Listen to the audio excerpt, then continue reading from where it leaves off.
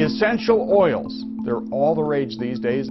More and more people are bypassing the pharmacy in favor of something else, essential oils made from plants. Yeah, but many are now swearing by the therapeutic health benefits from these plant-based oils. After trying a natural home remedy, one, by the way, that is surging in popularity lately. The truth is that oil has hundreds of compounds in it. And so if somebody asks you, what will that oil do? You can give them a quantum physics answer and say, what do you want it to do? Because it's just a packet of possibilities.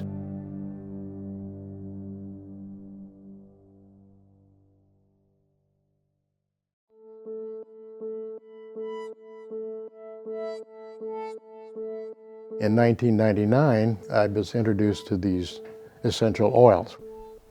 Although I had been interested in theology and read the Bible all my life, I really just read right over the parts of the Bible on oils. I didn't even know that frankincense and myrrh were oils. When you get into quantum physics, you realize that our mind and our thoughts and our intentions are impugned upon physical matter. And we know that your thoughts and intentions influence the effects of oils. And so quantum physics becomes a fundamental science in understanding how the oils work. In quantum physics, light can be manifested as a continuous wave, or it can manifest as a stream of discrete particles called photons. Well, when we measure light as a series of particles, or we can measure it as a continuous wave, we know what it is at the time we measure it, but what was it on its way to where we picked it up?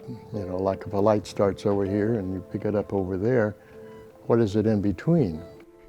So they decided that light, when it's in flight and it's on its way to either your eye or some other measuring device, it's neither. It's not even light. It's just a packet of probabilities. We have to look upon oils in the same manner. If somebody asks you, what will an oil do? You can say, well, that's oregano, and it's got phenylpropanoids in it, and it does various things, and you can give them a chemical answer, and that would be a good answer. But the truth is that oil has hundreds of compounds in it. And so if somebody asks you, what will that oil do? You can give them a quantum physics answer and say, what do you want it to do? Because it's just a packet of possibilities. And it's going to manifest certain possibilities for you. It'll manifest different ones for me and different ones for somebody else. What decides what possibilities are manifest is your intention. And so out of that packet of possibilities, we make decisions on an unconscious or conscious level that pulls out of that oil certain things to happen. And that's why prayer works so well with the oils and why the oils work so well with prayer. What's absolutely fascinating is today you can understand how these oils do work on a molecular level. And that's really where my fascinations come in. And what I'm trying to do today when I travel the world and I teach about essential oils is really to take this information that is coming out by the day now. And because it's pretty complicated when you talk about epigenetics and transcription factors and how it changes the DNA and RNA and all that kind of stuff in your cells, to kind of take that and explain it in a language that everybody would understand. The essential oil, basically what we get is a mixture of components. It's not a single organic compound. It has a mixture of components that imparts, in most cases, a pleasant aroma. Well, you know, I talk about the King's Medicine Cabinet and essential oils being superior to prescription drugs because they're all natural and they were created to work with our body. You know, prescription drugs are today the third leading killer in America. Literally, millions of people are dying from the side effects across the globe from medications. How do essential oils work? Because the oils are composed of very tiny molecules, and because the membranes in our bodies are oily, and because even our skin has got oils on it, they can penetrate skin. And once they're inside the body, they can travel through the lymphatic system, through the circulatory system. They can follow nerve pathways. You can put essential oils on the soles of your feet, like peppermint, something you can taste. And just wait a few minutes, and pretty soon you'll taste that peppermint on your tongue. Those oil molecules will have worked all the way up through your body. There's two basic kinds of oils There's the essential oils that are in a plant, and they circulate in a plant right through cell walls and back out again, and serve many life-preserving functions for the plants because of their mobility and ability to penetrate down to cellular levels and back again. So they bring nutrition and various kinds of information to the cells of the plant, carry waste products out. Plants also produce another kind of oil that's found only in their seeds. They're bigger molecules and they don't move. They stay in the seed and they will stay there through the life of the plant and never used by the plant. What they're used for is in the next generation, when a plant seed begins to sprout, plants have to be able to make their own food, and they can't do that until they have a root system and a stem system, and through photosynthesis create sugars and starches and proteins that they need.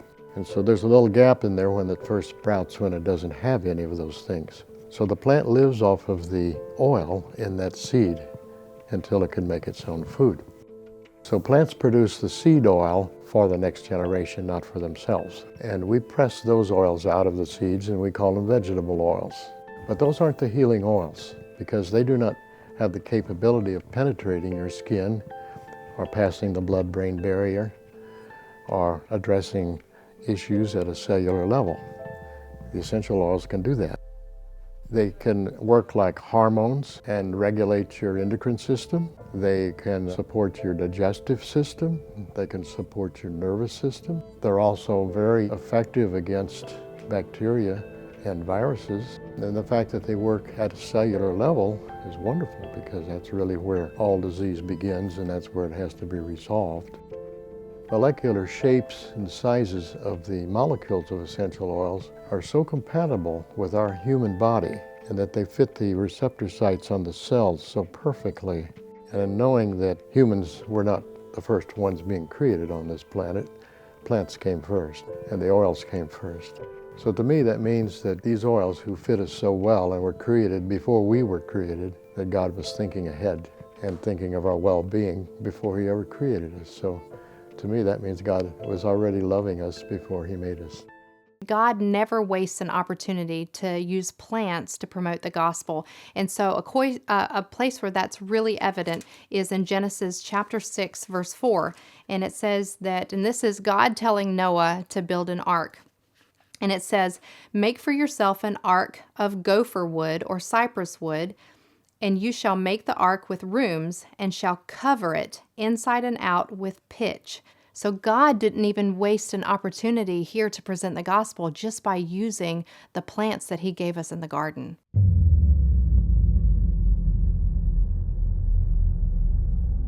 Well, in the case of Mesopotamians, we see a lot of correlation between how they treat their patients and how the worship was done. The same oil that's used to treat deceased people as well as to anoint the gods, there are a certain correlation between that. But we see distinct preparations for treating the deceased as well as worshipping the god. In the case of Egyptians, they have different concoctions, different preparations of the scented oils. But in the case of Mesopotamians, we see a lot more in treating diseases. 4th millennium BC, so that's 4000 BC. It's around the time where the Mesopotamians used these scented oils that predate the early Egyptians to some extent.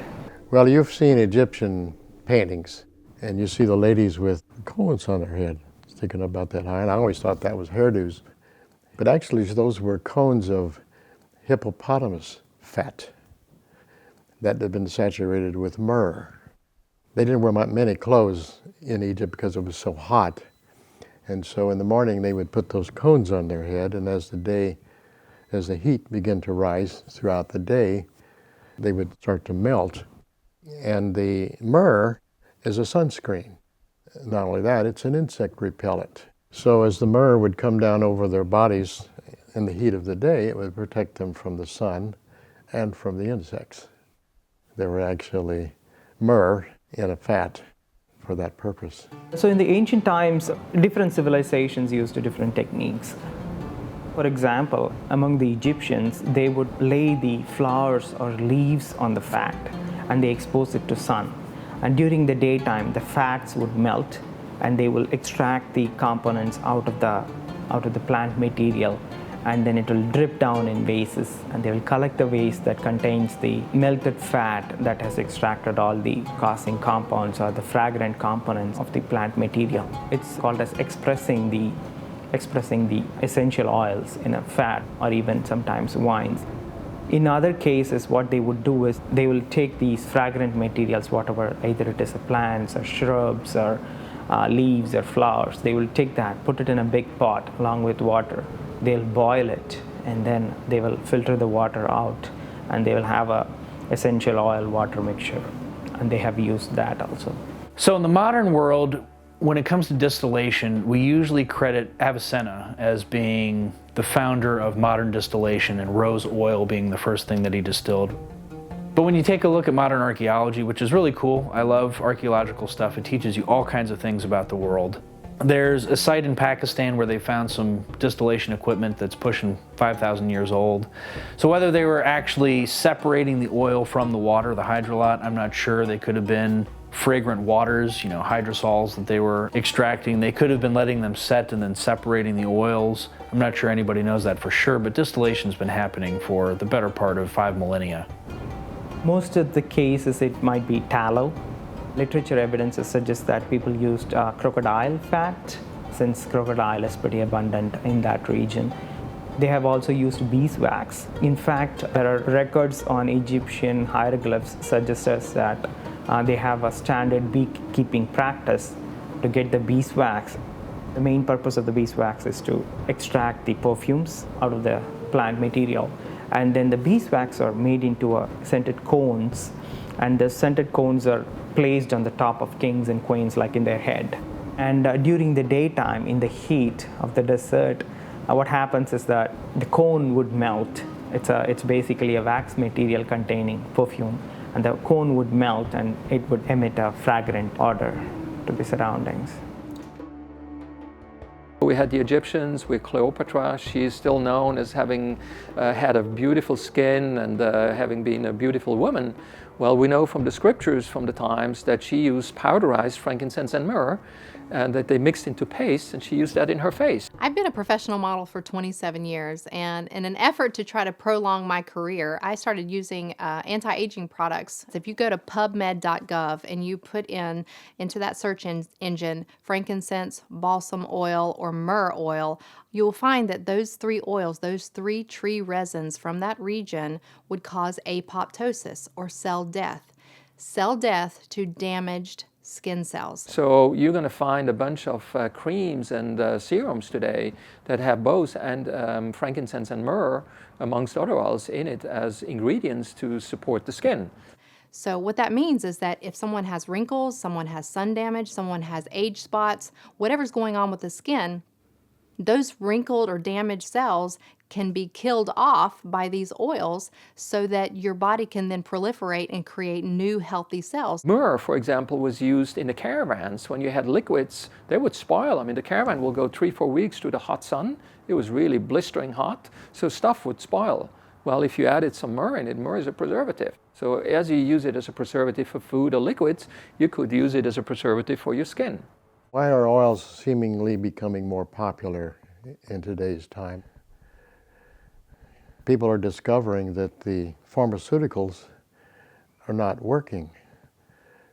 Instead of making them well, they often make you more sick. You end up overcoming this problem and acquiring a side effect which is maybe worse than your problem. Pharmaceuticals and medical practice in general is designed for relieving symptoms, not getting to the root cause of a disease. There were about 400 articles recently on essential oil and cancer. When you really drilled it down, at the end of the day, about 130 of those, roughly 130, described exactly what they have seen in genetic testing and all that, what these oils did on the cancer. They find out that essential oils actually address the roots. So we are at the verge of a new understanding what natural medicine does for the body and how it can compete or complement directly with what we do with prescription medicine. So in my search to find what oils would have been used in Scripture, especially during purification, I had to go to Queen Esther. And in this verse it says that she was given 6 months with oil of myrrh and 6 months with sweet odors and with other things for the purifying of the women.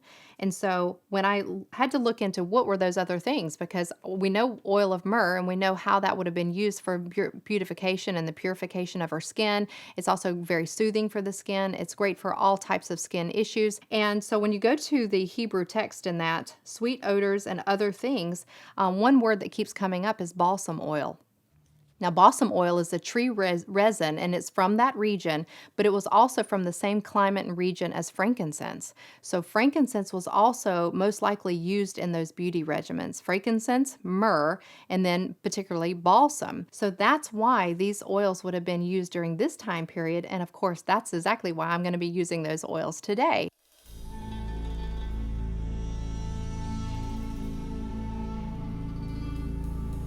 Well, the Bible is not a book about oils.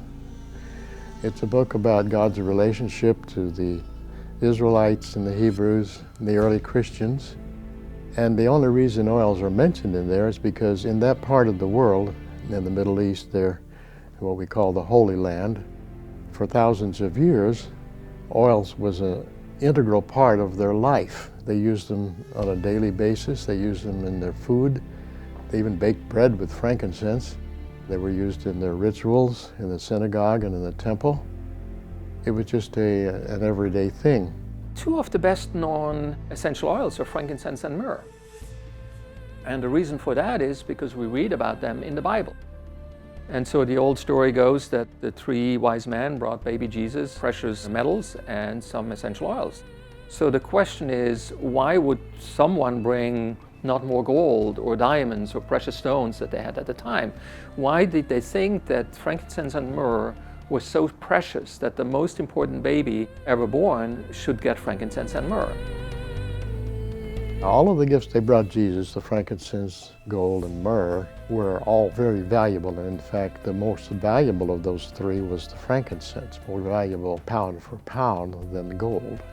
When you really think about it, at the time, 2,000–3,000 years ago, probably 30, 40, if not 50% of babies would die on childhood infections, early childhood infections. A lot of mothers would die after childbirth because they didn't have antibiotics, but the antibiotics of the time were frankincense and myrrh.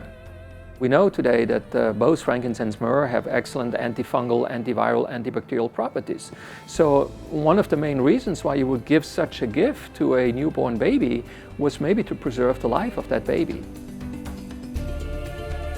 The 3 gifts looked after Jesus' physical well-being, his spiritual well-being, and even his financial well-being with the gold.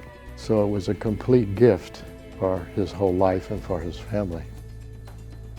Babies, newborn babies of kings and priests, would be anointed with frankincense.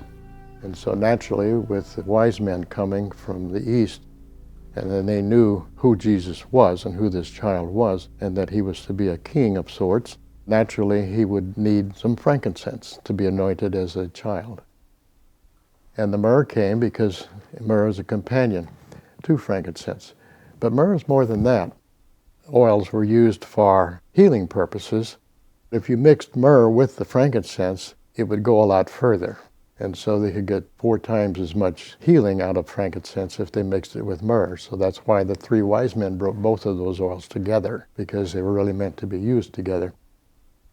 Myrrh has been a companion to many oils because of the property of supporting whatever they do and making it last longer and more effectively. Perfumers knew that if you put myrrh with your perfume, the scent would last a lot longer. Women of those days, and Mary knew this, anybody in her culture would know this, that if you would take myrrh and put it on your abdomen after a birth for 6 months to a year, they believed it would take stretch marks away. So when the wise men brought the frankincense to myrrh to Jesus and his family, they didn't explain what it was for because they didn't need to. Well, myrrh is the most mentioned oil of the Bible. It was given at his birth, but also it was given at the cross before he was crucified. They offered him myrrh in the wine that they offered him. And that was done because the Romans, they carried wine everywhere they went because there wasn't any safe drinking water. That was their drink. And so at the cross, it was customary for them to offer the victim a drink of wine which contained myrrh, because they believed that if you put a little myrrh in the wine, you could drink more of it before you became drunk. And then in his burial, Joseph of Arimathea and Nicodemus came to bury him, and they brought a supply of myrrh to prepare his body for burial. In his life, there was a couple of times, 3 times actually, that he was anointed by a woman. The first time was early in his ministry, and it's in the book of Luke, where a sinful woman from the city, it says, and he was at a Pharisee's house at the time, came with a bottle of spikenard and anointed his feet and washed his feet with her tears and dried them with her hair. But the ointment contained myrrh, because myrrh was found in all of the ointments of the time. And in fact, the Greek word for ointment is myrrha, which is the Greek word also for myrrh. And the ointments of that day had that name of myrrh because myrrh was automatically added to all the ointments to extend the action of the other oils that were in there. So when anytime you mix myrrh with another oil, it would make that oil's fragrance and therapeutic action last longer. Later on, in the house of Lazarus, and Mary, who was one of his disciples, 6 days before his crucifixion, she anointed his feet with myrrh, or rather with spikenard, which was myrrha, which was myrrh in the ointment. Now, this is up for debate by some researchers, but many researchers believe when you read spikenard in the Bible, they're referencing lavender or a very close cousin of lavender. And there's a scripture in the Bible that I love, and it just really shows the amazing capacity of love. And it's where Mary breaks a bottle of what they call a spikenard, and she washes Jesus' feet with her hair. And here's the incredible thing. They said that bottle of lavender, that bottle of that nard was worth a year's wages. That's how valuable essential oils were in the Bible. I mean, they were worth as much as a year's income. We're talking about, I mean, today, you know, $10,000 for a bottle. That's how valuable these were. And then 2 days before he was crucified, he was in the house of Simon the leper. That's told in the book of Mark and the book of Matthew. And an unknown lady, they didn't name her, she came and anointed him on his head with the ointment, precious ointment of spikenard, which contained myrrh as well. So Jesus received myrrh several times in his life, from birth and even after his death and even at the cross, for many reasons. It was also one of the oils that you find in the holy anointing oil in the book of Exodus. It's also found in the holy incense described in the 30th chapter of the book of Exodus. Myrrh was a really fundamental oil of the Bible, the number one. There's an incident in the Old Testament, it's in the book of Numbers. A plague was sweeping through the Hebrews. Already 140,000 Hebrews had died. So Moses told Aaron, he said, go up to the tabernacle and bring a censer. Now a censer is a either clay, ceramic, or metal container that's fireproof. He said, go up there to the altar of the tabernacle and get some fire, get some coals, and take incense. Now this was the holy incense, which was galbanum, onycha, myrrh, and get that incense and put it in the censer. And that heat source, the censer was a fireproof bottom part, and then a shelf in there where they would put the oils and resins, and then that heat source would vaporize them. And you've probably seen this when Catholic ceremonies, that's a censer. So Moses told him, go out among the people because a plague has begun. They referred to it as the wrath of God. He went out and actually went to all the tents. There was probably 500,000 people out there in the desert. So it was Aaron and all of his sons and helpers, and they fumigated every tent. The people would stand in the vapors. As those vapors even touched their skin, it was going the molecules into their body. And the vapors was actually soaking into the walls of the tents, sanitizing everything. The plague stopped right then and there. There were no more any deaths after that. Up until World War II, you had practices of fumigation. And so people in medical wards and churches, anytime there were outbreaks, people were burning herbs. You had, incense, essentially, fumigation. They were burning things for the smoke. And the smoke had disinfectant properties, antimicrobial properties. And you could do that now with essential oil extracts as opposed to fumigating within a hospital. And I think there's tremendous potential in buildings, not just hospitals, but any kind of building, because not only are they antimicrobial, but you feel better, it elevates your mood to help moderate people's energy levels. If you look at the origins of the oils that were used in the biblical part of the world where the Old and the New Testaments took place, you will find out that most of the oils they used came from plants that don't grow in that part of the world. But the reason they had access to them is because if you're a trader and you're coming from the Far East and you want to go to Africa, or if you're in Africa and you want to go to Europe, or in Europe and you want to go to Africa, you have to go through there. That's the only way, unless you cross the Mediterranean. So all the caravans of the world went through the Holy Land, and so all of the oils being traded came through there. And so they had access to oils like sandalwood, which came from India, spikenard, which came from Tibet, onycha, which was part of the holy incense, which actually came from Indonesia. Even frankincense and myrrh don't come from the Holy Land. And they just used them, but they didn't grow there. I talk to people about the importance of the spice trade because I like to eat. What's my food flavored with? Spices. You know, I like medicine. What are they built from? What are they made from? What are they extracted from? Spices. You know, every chemical company on the planet is extracting molecules and things that come out of herbs and spices and things like that. And so I ask people, we live in America. Why was America, how did America get founded? Why was it founded? Why did Christopher Columbus set sail? Because he was looking for a shorter route to India for the spice trade. The United States literally exists because of the spice trade. And things, they may not have been using and extracting essential oils like we know them today, but they would have been used in incense, they were compounding things, there were ways of extracting the materials, and the spice trade was vibrant back then, and it is today, and everyone in the Western Hemisphere, you know, in the New World exists because of the spice trade.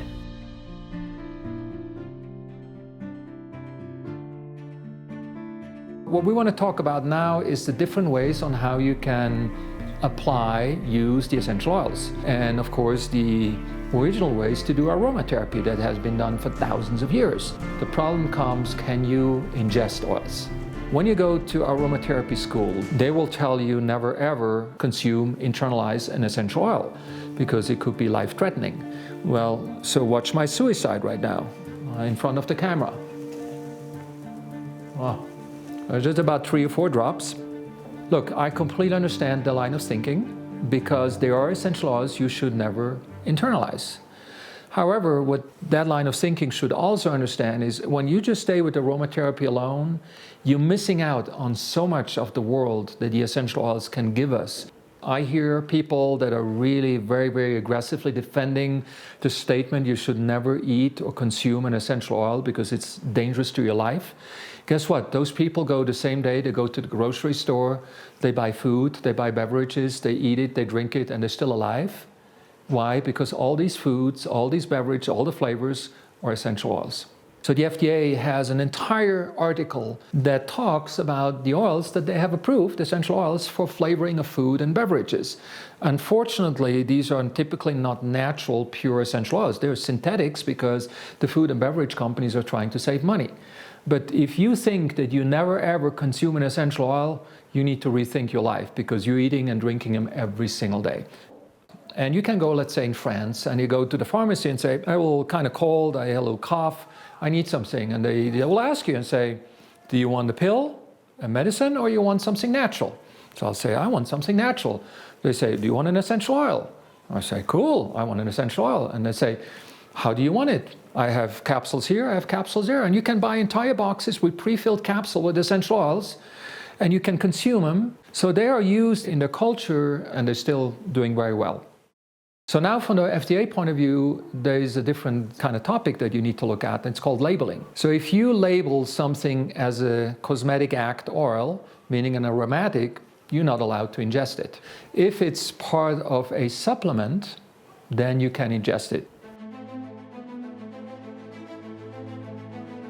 I use oils to improve athletic performance, exercise performance. So I use that with professionals, with athletes, but as well with people like me that just want to improve the exercise. When you take peppermint and you rub it on your muscles and you inhale it, you're getting more air. Well, the reason for that is you're opening your small airways in your lungs. So therefore you're getting more oxygen, and the oxygen will go into your blood, and now you have more oxygen delivery to your muscles. So that will lead to a longer muscle contraction before you reach what we call a lactic threshold.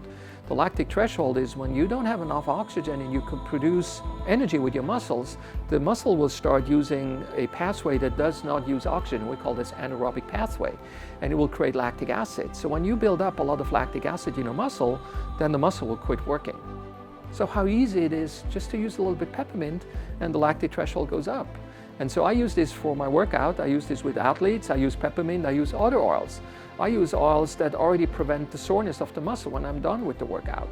I can work out better. I can work out longer. You take 1 drop of peppermint in a glass of water just before you work out.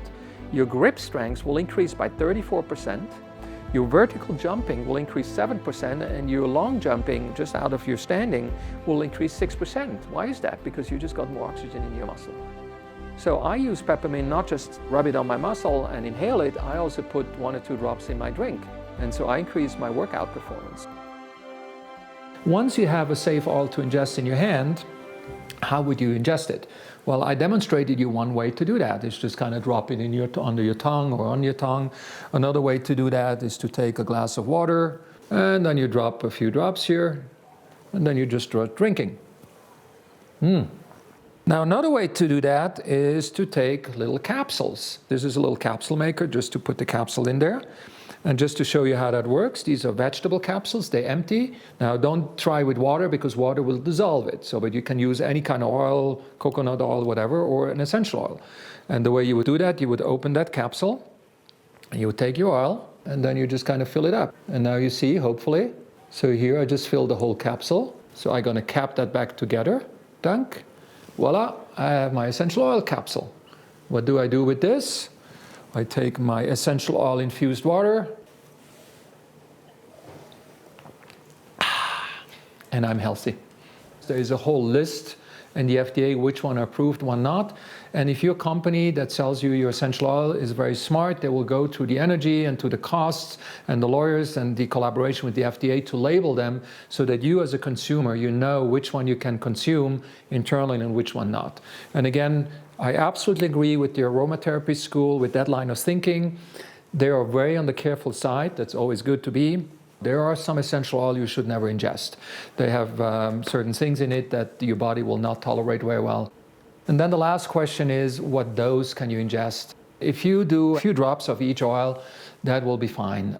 Have you watched a movie commercial on a drug? So you're sitting there and you're seeing a grandma playing with the children, somebody helping building a house for someone who lost a house. There's a voice in the back that will tell you, oh, you will die because your liver will fail, and you will die the most terrible death you ever seen. But all you'll see is the wonderful mother with the children and the flowers, and you don't listen to that voice anymore.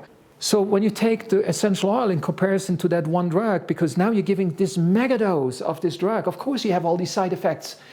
But when you take the oil, you have all this balance, and so your safety margin is just absolutely amazing. It's just humongous.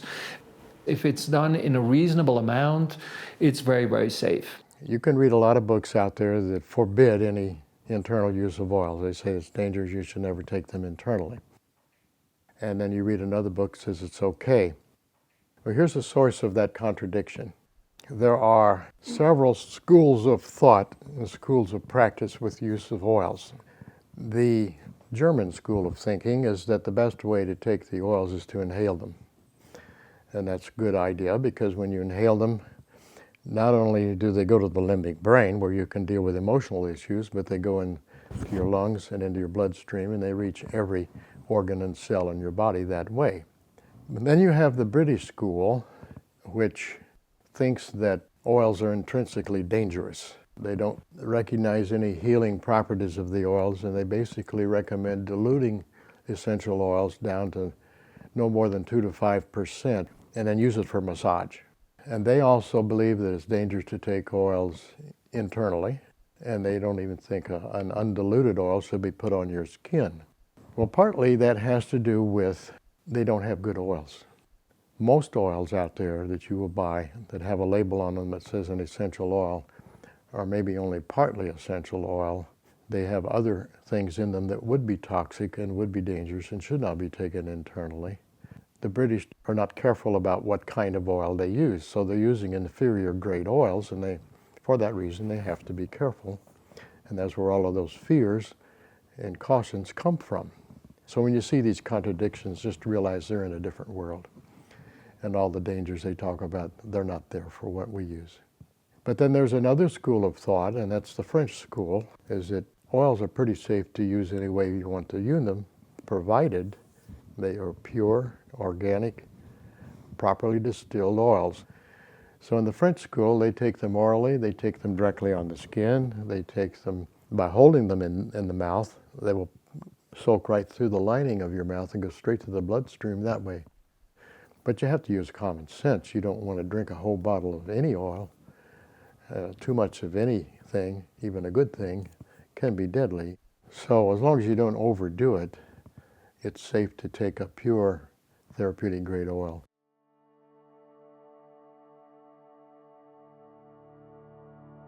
Why are oils seemingly becoming more popular in today's time? And I've noticed a great increase in the interest in oils just in the last 15 years that I've been acquainted with them. A couple of reasons for that. People are discovering that the pharmaceuticals are not working. Instead of making them well, they often make you more sick. You end up overcoming this problem and acquiring a side effect which is maybe worse than your problem. They're beginning to wake up to the fact that pharmaceuticals and medical practice in general is designed for relieving symptoms, not getting to the root cause of a disease. So you just simply get rid of one set of symptoms and you have another because you really didn't address the problem. And so they find out that essential oils actually address the roots. Most of the diseases that we have emotional and spiritual roots. They're not physical. And if you treat only the physical side of things and you still retain the emotional unresolved problems, then you may resolve one illness and just get another. We have 5 senses. 4 of those senses process through the cerebrum up here, which is your conscious, rational mind. But the nose does not. The nose circumvents this part of the brain, goes under that into an area called the limbic brain. It's the emotional brain, it's not rational. And fragrance goes straight to that part of the brain. But that is the part of the brain that is the librarian and cataloger of all of our unresolved emotions. So if you have a traumatic experience as a child or any time in your life that you don't have the maturity and understanding to process, then that emotion is stored in your body. Those experiences have to be resolved. If we can't resolve them at the time, then the limbic brain says, okay, we're going to save that for later, and it'll put it somewhere in your body. Let's say that puts it in your pancreas. Let's say that's a good place. We can put that particular experience there. 10 years later, you don't even remember it. It'll start malfunctioning as a pancreatic malfunction. Now, the medical people are going to say that's just a physical problem, and they will treat the physical idea, but that doesn't deal with the root. And let's say you don't get it, and after a little bit of hypoglycemia or some problems in that regard, that's your pancreas trying to tell you there's an issue, it's here. If you will work and call it up and deal with it, it'll go away. But you don't get it, and you're not taught that in normal health classes or books on medicine.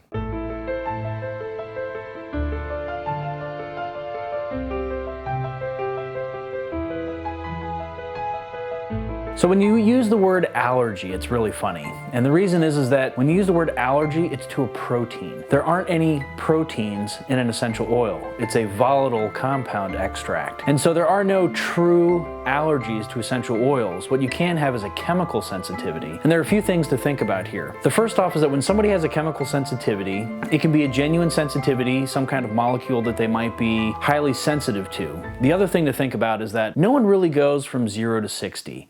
People are usually driving at 59. The needle doesn't break the camel's back. It's every preceding needle that leads up to that one needle being too much. So the thing to keep in mind here is that there aren't allergies to essential oils. There are no proteins in the compounds that are being extracted from the plants. So when I have patients come in and they talk about allergies that they might have to fragrance, I also have a perfume company, and so I hear this commonly as well. People have allergies to fragrance. And so when I treat patients, what they're usually getting is some kind of heat or skin rash. Again, it's a chemical sensitivity that they're getting.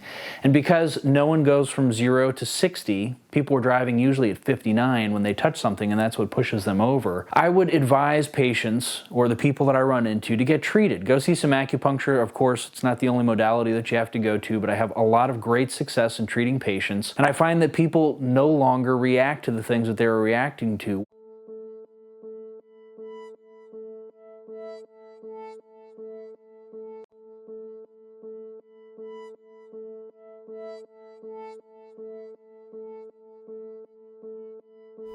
Well, the oils go straight to the limbic brain. You can bring that forgotten memory back to consciousness, and then you can deal with it because it's back in the conscious mind. That's one of the wonderful and unique ways that oils can bring about healing that pharmaceuticals can't do, because they're designed to mask up symptoms so that you think you're well when you're really not. I went back to the research and the science and said, so what else do these oils do on my brain? And I found a bunch of research showing that essential oils will change the brainwaves. We can change the way your brainwaves work. For example, you go to a spa. What kind of scent are you likely to smell when you go to a spa for a massage? It's typically lavender. So why would a spa put up lavender in the air? Well, because they don't want you to be on 6 blackberries or 7 blackberries on your iPad while the massage therapist tries to massage you, and you're supposed to be relaxed. Lavender will slow down your brainwaves and will put you almost in the first stages of sleep. So lavender is an excellent oil to put in your bedroom. You're going to slow down your brainwaves. We're looking at 4 main brainwaves. We're looking at what we call beta. Beta waves are when you're really active. So right now I'm in beta. Then you can go down to alpha. Alpha is when I close my eyes right now and I start concentrating when I'm still awake. This is a stage where I become very creative. A lot of artists, they will paint, they will write. Let's say you have a basketball player and he wants to shoot a basket and there's all that noise around him. Something that distinguishes a very good basketball player is that you can measure that he can have a burst of alpha waves. That means he can completely concentrate on the basket and zoom out all that noise. And that will distinguish a very good basketball player from maybe not as good a basketball player. So we can do this with oils. We know, for example, that sandalwood, the frankincense, the peppermints, they will be more the alpha and the beta. However, when you go into the lavender, the bergamot, the cedar woods, they will slow you down. You go to beta, for alpha, and then you go to theta and delta. These are other waves that we have in the brain. These are the waves that you use while you sleep. Knowing all that, I can use essential oils to treat people with insomnia, or to help them just fall asleep, or babies that cried. So it's just fascinating, again, how you see the science and then the effect it has on the patients.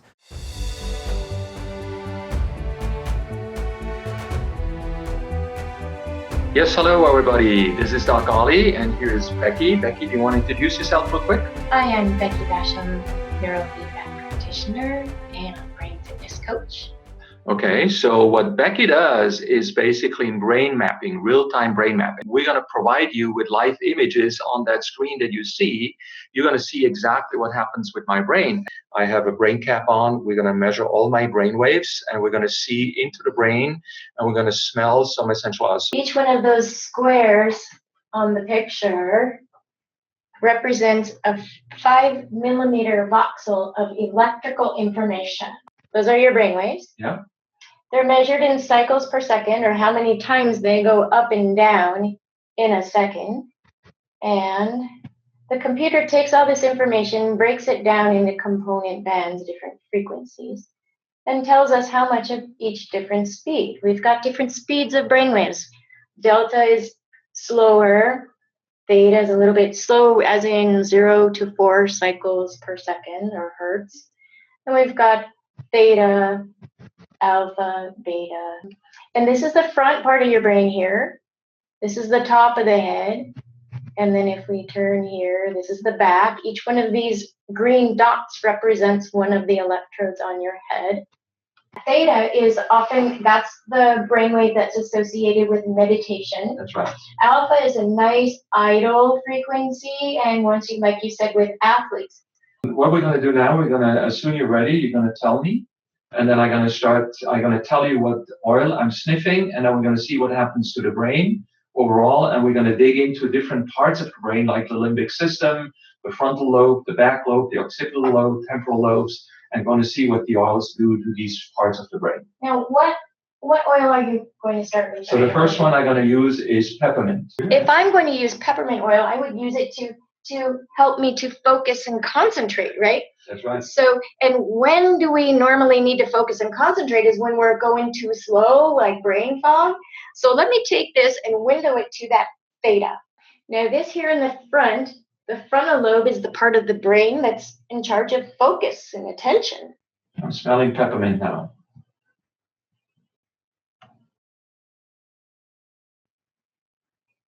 So you've got, now this is really interesting, Dr. Ollie. The left side of the brain typically is associated with positive emotions, and the right side of the brain with negative emotions. The left side of the brain is analytical, the right side of the brain is big picture, And which one are we thinking. activating here? So the left side of your brain is looking like it has more beta than the right side of the brain. Which means I'm positive. Positive at this point. So and- peppermint makes me active, analytical, and positive. Interesting. That's very interesting. So again, I'm going to say this very loud. Peppermint has made me positive and activated my focus and my analytical thinking. Now I'm going to switch the oil, and let's just stay on this one because we don't want to mess around too much around with the different frequency. Let's go back to the whole brain, and I'm going to grab an oil, lavender. So right now I'm taking lavender. I'm going to start breathing on the lavender. Now, lavender is typically associated with a calming effect, isn't it, That Dr. is Ollie? correct. That is correct. So let's see if our theory holds, then the level of beta activity will decrease when you use the lavender. Is that correct? That is correct. And I think that's exactly what we see, right? It appears that way. It's becoming less red. So my frontal brain becomes slower. Now let's look at this let's see what it does with the limbic lobes.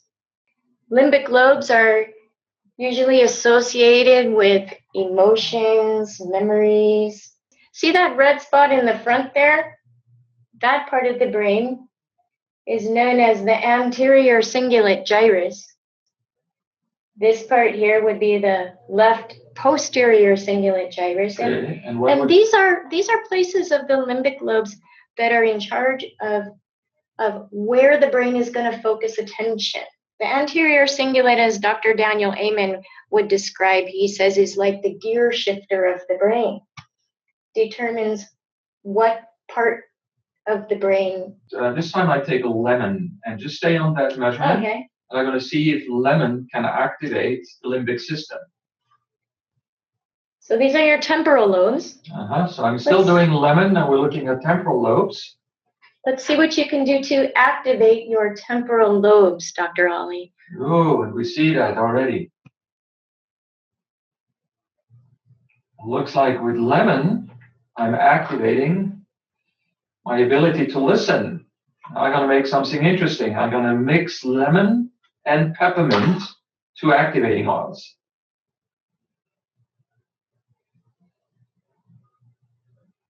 Look at that. It's mainly on the left side, too.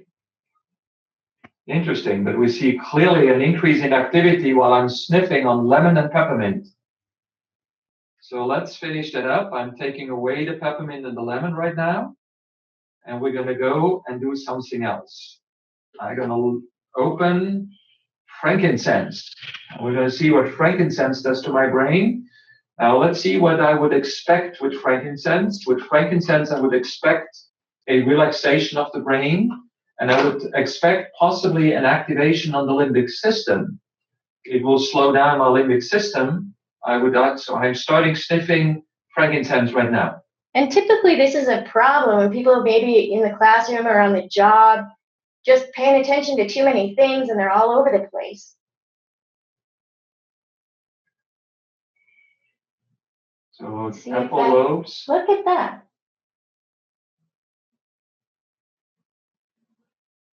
And the other side that was very red before is now calmed down. Yeah, it was actually a little bit too red. Now, granted, when you started smelling that, your brain was in a nice attention, good place. So it's very important, I would think, to be careful about which oils you choose. They are powerful, and you want to make sure that you select the one that's going to be best for you at the moment. So clearly frankincense has slowed down my left temporal lobe. Let's go into the limbic system at this point. Okay. And at this point, I would suggest we go to a lower brainwave, because I think the frankincense is supposed to slow down, especially receptors in the limbic system.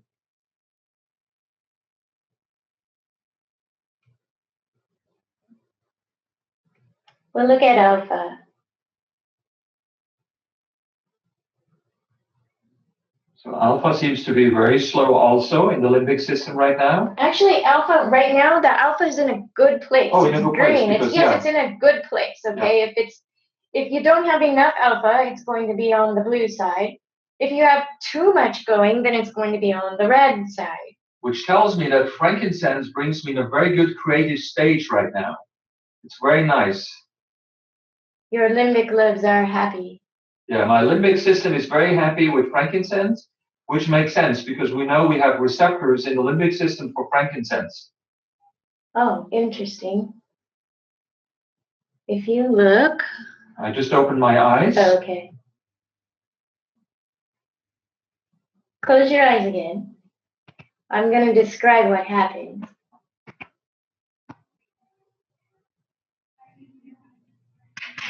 Turn this around. So your brain is making a normal range of theta activity for somebody your age and gender. We're in a normative reference database here. But what I'm going to do here, just stay right where you are. I'm going to show everybody your raw brain waves. And what this means here, see, his eyes are closed. See these brain waves here that are bigger and more sinusoidal? They're like bigger and wider. So those ones are slower. And they're located in the posterior part of it. There's one right there. Nice alpha burst in the posterior temporal lobes. This is what we want to see when people close their eyes and they're in a nice meditative state. If people are really stressed out and hypervigilant, we're not going to see that. We're going to see those brain waves continue to go really fast. It's always nice to see that science works together with what you think the oil would do. And it's clear for me to say that the oils do really support healthy brain function. We saw that pretty nicely, both on the speeding up side and on the calming side.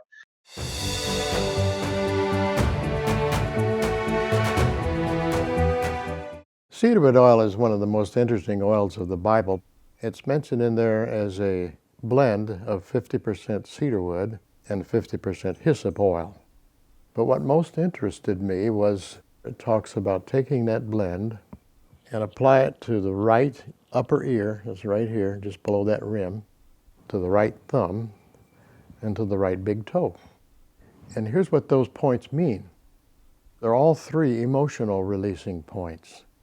This point right here, and that part of the ear where my finger is where you would release issues with your mother and father. This one is most interesting because there's where you relieve blockages against learning new material. And then the right big toe is to release bad habits and compulsive behavior. But the thumb was the one that interested me the most because I teach a course in chemistry. There are many people out there who are very good in music, they're good in social studies, can learn almost anything, but they have a block on one subject like physics or math, chemistry. Why would you be good at everything but one field? Well, it's because on that particular field you have an emotional block against that subject. It's not your IQ. And we can get rid of that block and open the way for you to learn that subject. So when I teach my chemistry class, I always ask Everybody raise your hand who has no problem learning other subjects but you have a problem with chemistry. Half a dozen hands go up, yeah, I never could learn it. I said, well, we're going to take care of that right now. So we take cedarwood oil and put it on the right thumb. And I said, now that needs to get to the limbic brain. Your limbic brain is right over the roof of your mouth and below the cerebrum, so let's take your thumb, put it in your mouth, suck on your thumb, push it up there to the roof of your mouth. So the whole class is sitting there sucking their thumbs. And before it's over with, the people that couldn't learn chemistry, they can learn it. It gets rid of that blockage. Many people that couldn't even learn chemistry that I have taught are now teachers of chemistry. And it always goes back to a traumatic experience in their childhood, usually in a classroom with a science or math teacher who intimidated the students, embarrassed them, and humiliated them in front of everybody else. You know, stand up and recite these things and they couldn't do it, or go to the board and they just stood there, couldn't do it, and they were so embarrassed that they put a block right there on that subject. So the very thing the teacher was trying to do to teach them, they were blocking. So organizations like the FDA came out of a large problem with non-trained people or professionals, however you want to call them, selling products and claiming that they had medical value, and they may or may not have had medical value or potency or the function that they were claiming to have. So when somebody uses the term snake oil today, what they're usually trying to say, a lot of times you hear the phrase quack medicine, and they're trying to say, oh, it's quack medicine. I hear this about Chinese medicine too. And the thing is that more than half the world's population uses this as primary health care. It doesn't mean that half the world's population are idiots. It's just a different science. So when you step back 150 years and you take a look at what was happening in the United States, first off, there weren't 50 states. The United States doesn't look like it did today. People didn't have the capacity to communicate over large distances of time and space in a very quick manner. And so there was a need for the government to step in and try to regulate some of the things that were being claimed. As the railroads were being built, the Irish were being hired on the East Coast and the Chinese on the West Coast. And with the Chinese came their medicine and all of their medical practitioners, and actually snakes are used as medicinal substances. There are snake oils that are made from snake. The railroads really liked the Chinese because compared to the Irish, they were in fantastic health. The Irish didn't have the medical practitioners, the knowledge, and they weren't taking care of themselves quite as well as the Chinese were. And so the Chinese had a great work ethic and they didn't get as sick and they lasted a lot longer. Fewer than 50% of doctors would have been trained, formally trained, and actually have gone to medical school. Most people around the world up until recently, until after World War II, would have been trained from an apprenticeship. And so you worked in a doctor's office and that's how you learn the medicine. You have another definition of a snake oil in that as people were out west, people got bit by snakes. I lived out in California for 5 years and there's a whole bunch of poisonous snakes that just wander up into your house sometimes or onto your back porch. And so if you lived out west before there were people, I can imagine that there might have been some run-ins with snakes, and a lot of them are poisonous. And so you had lots of antidotes and things like that that were people making for snake bites. And they may or may not have been effective, and again, that needs to be regulated for those snake oils. Something that people don't talk about is there's actually an herb that comes out of Canada and northeastern United States, and in its common name it's called snake root. And snake root is also extracted as an essential oil, and it's a species of wild ginger. And there are actually, again, pharmacy tradition, using essential oils as medicine, and tinctures and other types of extracts. A lot of these extracts would have been fragrant, you know, again, going back into volatile compounds, essential oils. But the snake root oil, again, snake root being the common name, was used in a wide variety of pharmacy compounding, you know, things that people were buying. The primary purpose of the FDA in general is public health and safety. So that's the first thing they're looking for in any product they regulate is it safe for consumer use? For the FDA to approve things, they need to have scientific proof. So in order to get scientific proof, we need to do studies. In order to do large studies, we need money. It will cost a lot of money. Who is paying normally the money to do large studies? It's the pharmaceutical industry, because they want to make money with their new drugs. They hope to find a new blockbuster, you know, for $1 billion sales a year, like the statins are. So they will invest a lot of money in drug development, but they will probably not invest anything in essential oil because there's really no patents you can fill on that. So there's really no sales for them to do with these kind of drugs. It's really simple. It really goes back to money. You know, when you look at the FDA and pharmaceutical companies, so many of those people are really tied together. And really, the fact is it really comes down to money, and that's really the only reason. Although more and more pharmaceutical companies start going into the supplement market because it's an enormous market. I mean, when you look at about 60 to 80% of the population is taking one or more supplements, right? So it's a tricky question. The FDA is charged to keep the public safe.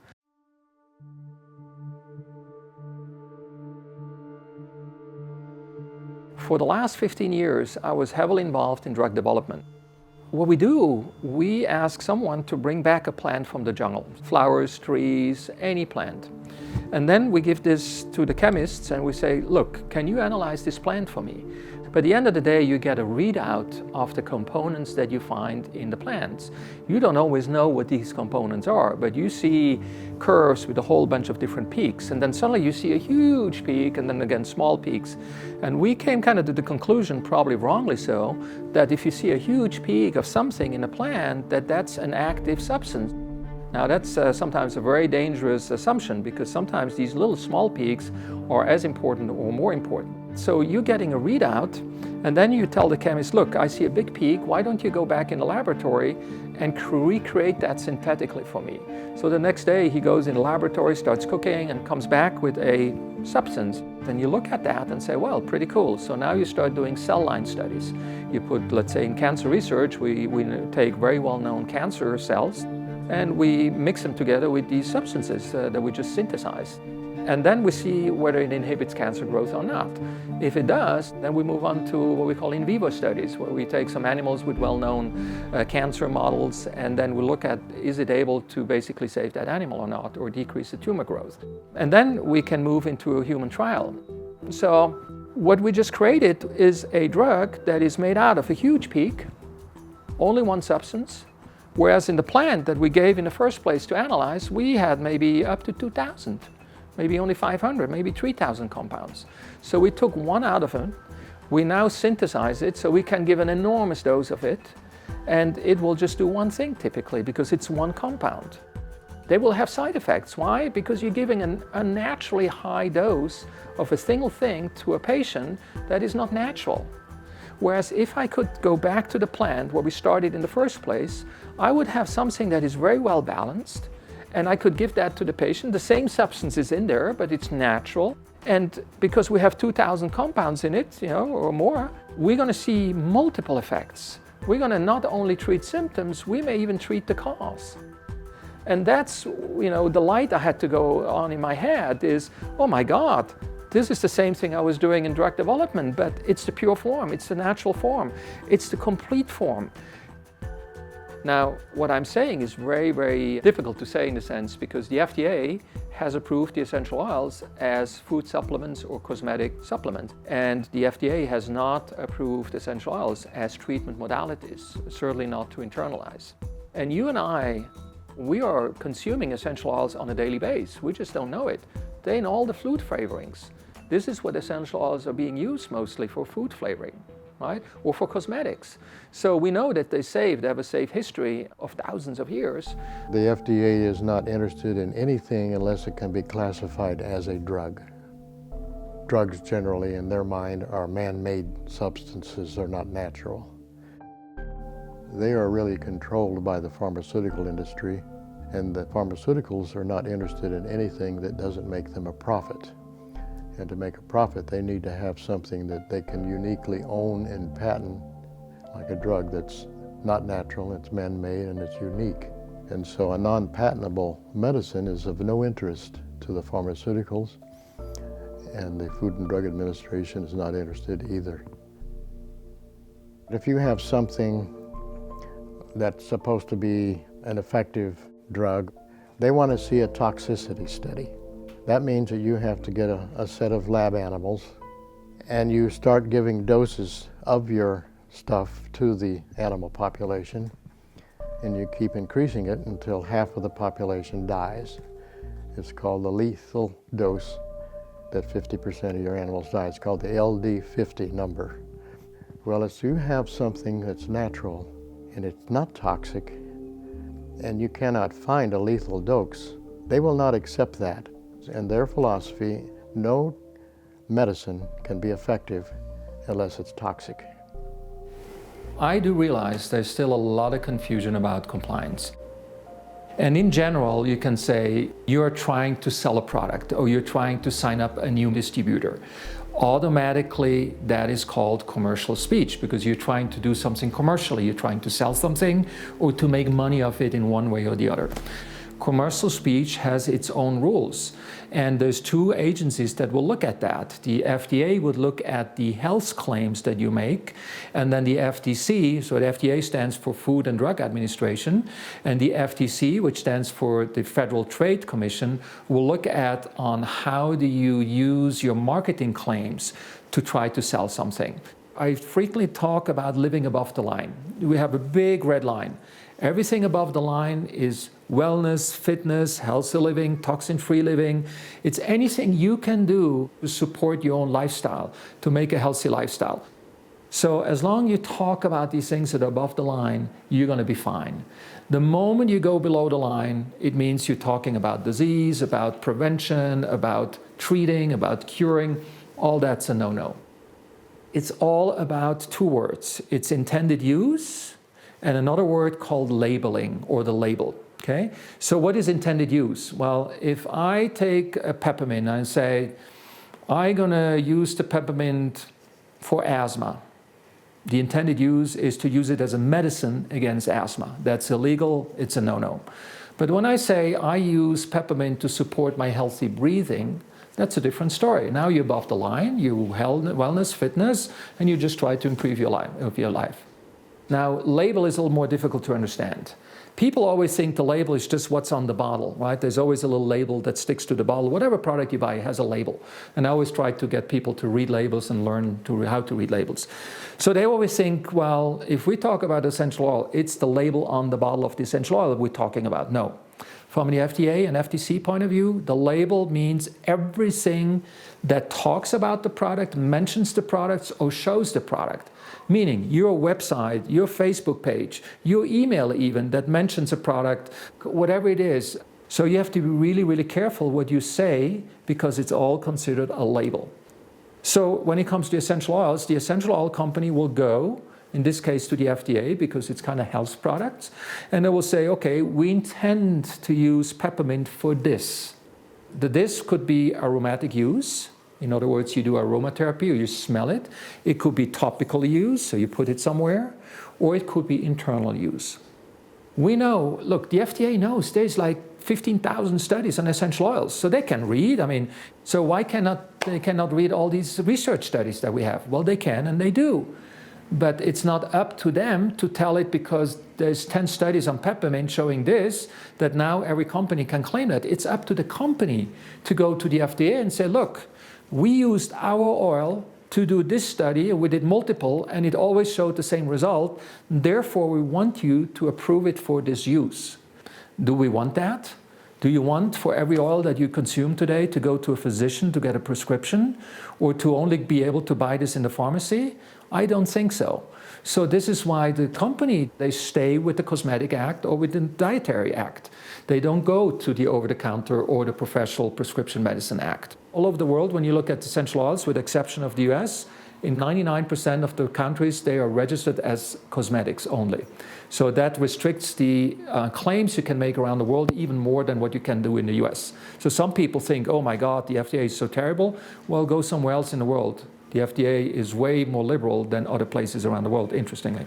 And one thing that you don't see happening in modern Western science is once something has been shown, no one is going back and retesting the theories. And it's one of the reasons why when you see a pharmaceutical being released out into the public, 10 years later it's taken off the market. Because now what do you have? You have a real-world experiment. You have multitudes of people taking this in a variety of different situations that they exist in, and then you see, does it work the way that they think it works? Is it effective? Is it harming people? What kinds of Side effect is really the wrong word. It's more like, what kinds of unexpected actions does it have? Side effect sounds more negative than I think what the reality of it is.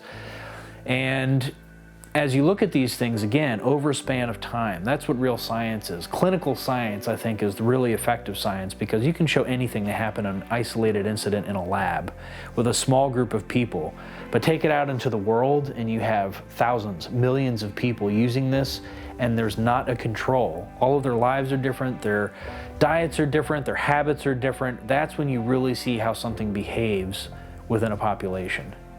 How many people over at least 2,200 years of written history, and even the oldest texts reference that this stuff is older than the writing, and on top of that you have archaeological evidence that shows that this goes back several millennia.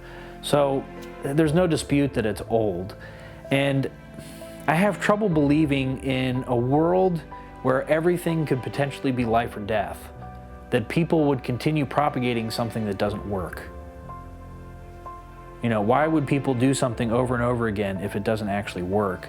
And why would large masses of people over a very large geographical space over several millennia of time keep doing something if it doesn't work? I mean, I don't know how more science that gets.